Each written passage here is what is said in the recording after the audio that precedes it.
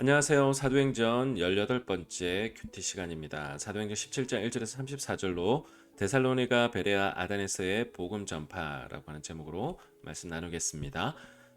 바울 일행이 데살로니가에 가서 한 일은 무엇일까요? 2절을 보면 유대인의 회당에서 성경을 강론했다라고 이야기하는데 그 핵심은 그 구약에 있는 그 성경을 통해서 그리스도의 죽음과 부활을 증언하고 바로 그들이 기다리던 메시아 그리스도가 곧 예수이다라고 이야기합니다.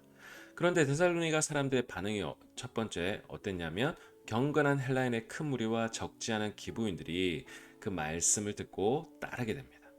그런데 한편으로 유대인들은 그것을 시기하고 바울 일행을 찾지 못하자 바울 일행을 호스팅했던 야손 일행을 집안을 핍박하면서 어쩔 수 없이 그들은 바울 일행은 데살로니가를 떠나서 베레아로 가게 됩니다. 자, 베레아로 가서 바울과 실라는 또 무엇을 했을까요? 유대인의 회당에 들어가서 당연히 앞에 데살로니가처럼 말씀을 전했겠죠. 자, 그런데 베레아 사람들의 반응은 어땠습니까? 간절한 마음으로 말씀을 받았고 이것이 과연 그러한가 날마다 성경을 상고했다라고 이야기합니다. 그 결과 믿는 사람들이 많아졌고 헬라인의 기부인들과 남자들도 포함되어 있죠.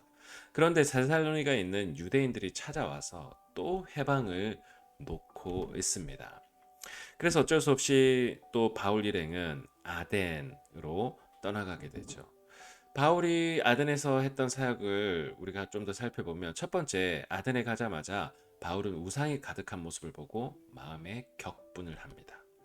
자, 그런데 바울은 회당에 가서는 유대인과 경건한 사람들과 그리고 장터에서는 날마다 만나는 사람들과 변론했더라고 17절 말씀에 있습니다. 그래서 18절을 읽어보면 에피쿠로스 학자와 스토아 학자들과 바울은 쟁론하고 그들에게도 여전히 예수와 부활을 전하고 있었습니다.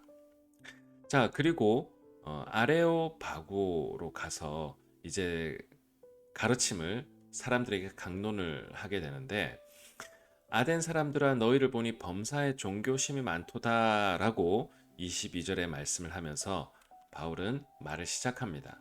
그리고 23절에 보면 너희들을 보니 알지 못하는 신에게라고 하는 그러한 제단, 단도 보았다라고 이야기하면서 이 아덴 지역에 있는 사람들의 종교심이 굉장히 많다라는 것을 바울은 알고 있고 그것을 먼저 어, 접점을 삼아서 복음을 전파합니다. 하나님은 손으로 지은 전에 계시지 않다라고 이 말하는 것은 뭐냐?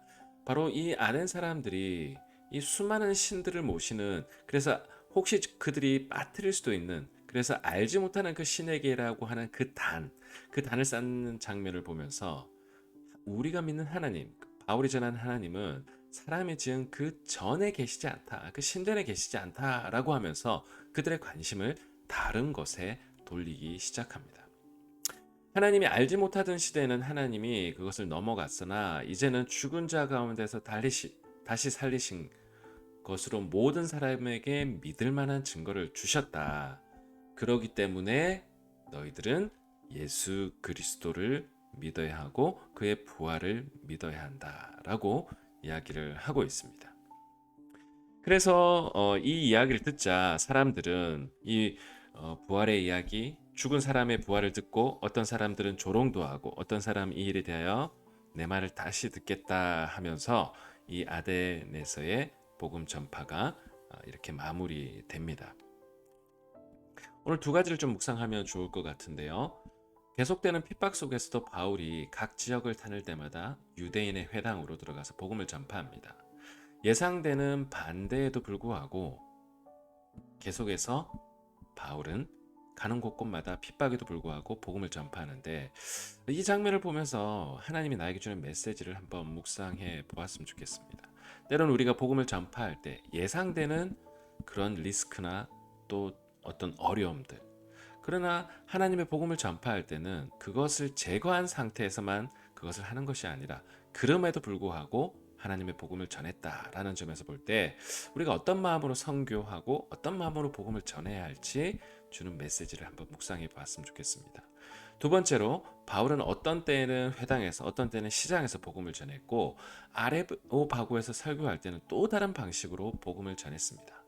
여러분 이 장면을 보면서 선교를 할 때 또 또한 다양한 사람들과의 대화 속에서 복음을 전할 때 우리가 이 장면을 통해 적용해 볼 만한 부분은 무엇이 있을까 한번 고민해 보았으면 좋겠습니다. 우리가 천편일률적으로 기계적으로 복음을 전파하는 것이 아니라 우리가 복음을 전파하는 그 회중들이 어떤 히스토리가 있고 무엇에 관심이 있고 어떤 상황에 놓여 있는지 우리가 그것을 잘 살필 때에 바울처럼 어, 복음을 전파할 때 그들이 이해할 수 있도록 또 그들의 관심을 또 끌 수 있도록 그리고 그들의 이해를 또 충분히 하면서도 그들의 이해의 전제를 가지고 복음을 효과적으로 전하는 이 바울의 모습. 우리가 이것을 보면서 우리가 어떤 우리에게 주는 메시지가 있는지 오늘 하루 한번 묵상해 보시고 또 고민해 보시는 저와 여러분 되시기를 축복합니다.